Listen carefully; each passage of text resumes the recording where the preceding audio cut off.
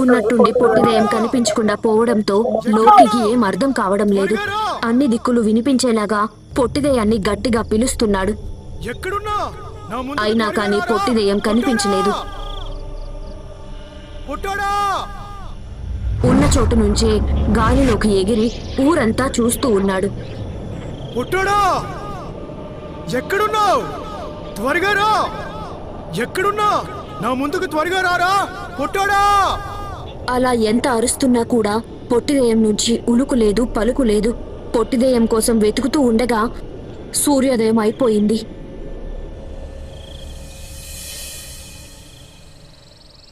ఎలాగైనా పొట్టోడి ఆచూకీ కనుక్కోవాలి.